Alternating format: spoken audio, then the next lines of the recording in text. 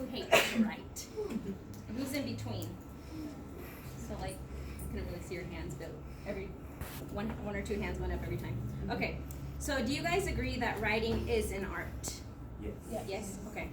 So if y'all were my 7th or 8th grade class, I would ask you, how is it like other arts? And I'd have you give me some examples. But let's just go ahead and get into this. Okay, so I'm going to read to you guys from Anne Lamott's book, Bird by Bird, some instructions on writing and life. There's no pictures, I'm sorry. But she's a good writer, so maybe you'll get some pictures in your mind, hopefully. Because we're going to talk about, yes. So I'm only going to read about 4 or 5 pages from her introduction, but I'll stop a little bit and talk about some vocabulary words and some of the figurative speech that she uses. So let's get started. Okay. Oh, and also just think about think about how she started writing and notice what writing can do for us. So, okay. I grew up around a father and a mother who read every chance they got, who took us to the library every Thursday night to load up on books for the coming week. Most nights after dinner, my father stretched out on the couch to read, while my mother sat with her books in the easy chair, and the 3 of us kids each retired to our own private reading stations. Our house was very quiet after dinner, unless that is some of my father's writer friends were over. My father was a writer, as were most of the men with whom he hung out. They were not the quietest people on earth, but they were mostly very masculine and kind. Usually in the afternoons, when that day's work was done, they hung out at the No Name Bar in Sausalito, but sometimes they came over to our house for drinks and ended up staying for supper. I loved them, but every so often one of them would pass out at the dinner table. I was an anxious child to begin with, and I found this unnerving. Every morning, no matter how late he had been up, my father rose at 5:30, went to his study, wrote for a couple of hours, made us all breakfast, read the paper with my mother, and then went back to work for the rest of the morning. Many years passed before I realized that he did this by choice, for a living, and that he was not unemployed or mentally ill. I wanted him to have a regular job where he put on a necktie and went off somewhere with the other fathers and sat in a little office and smoked. But the idea of spending entire days in someone else's office doing someone else's work did not suit my father's soul. I think it would have killed him. He did end up dying rather early, in his mid-50s, but at least he had lived on his own terms. So I grew up around this man who sat at his desk in the study all day and wrote books and articles about the places and people he had seen and known.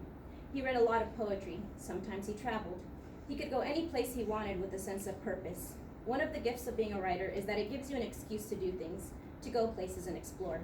Another is that writing motivates you to look closely at life as it lurches by and tramps around.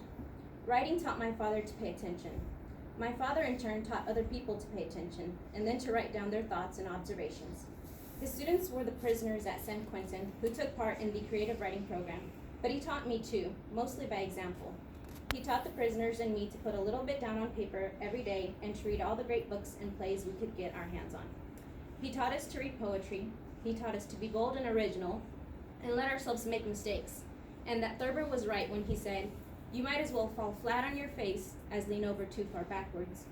But while he helped the prisoners and me to discover that we had a lot of feelings and observations and memories and dreams and God knows opinions we wanted to share, we all ended up just the tiniest bit resentful when we found the one fly in the ointment that at some point we had to actually sit down and write. So I'm gonna stop there and just reread this part right here, and where she says, "We all ended up just the tiniest bit resentful when we found the one fly in the ointment." Does anyone know what resentful means? We were the tiniest bit resentful.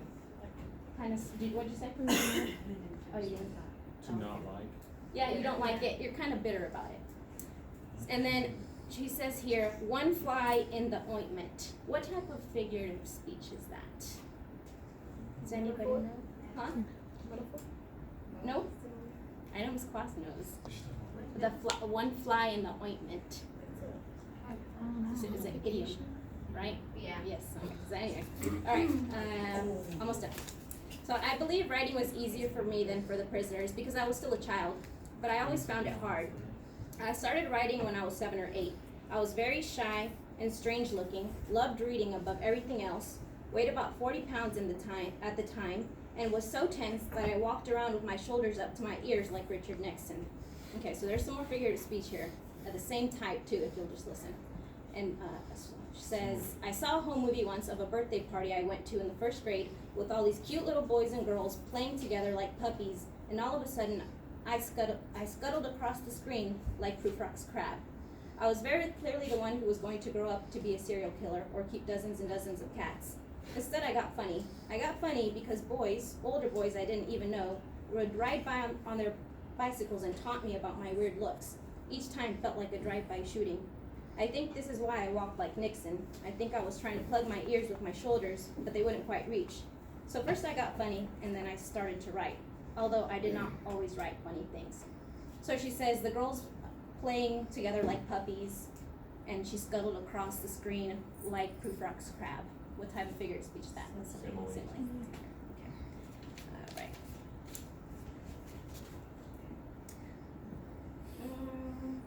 The first poem I wrote that got any attention was about John Glenn. The first stanza went, Colonel John Glenn went up to heaven in his spaceship Friendship 7. There were many, many verses. It was like one of the old English ballads my mother taught us to sing while she played the piano.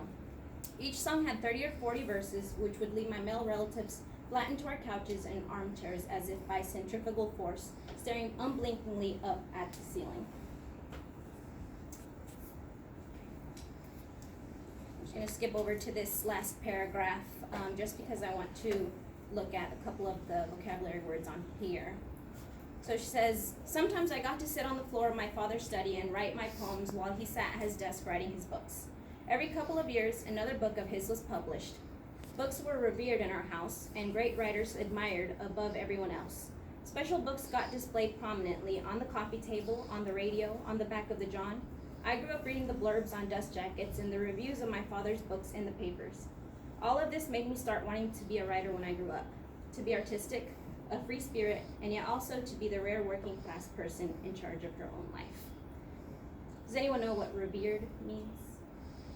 To be seen as great. Great? Respected. Yeah.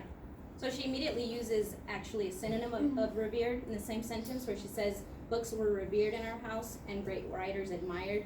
It's like something you admire, you revere. So yeah, I went ahead and wrapped it up because it's taking a minute. But I would use this book to introduce like creative writing. There's plenty of figurative speech that she uses. There's plenty of vocabulary words to talk about, and then we can go back and talk about have the discussion of like how writing is like other arts, like what it can do for us, like other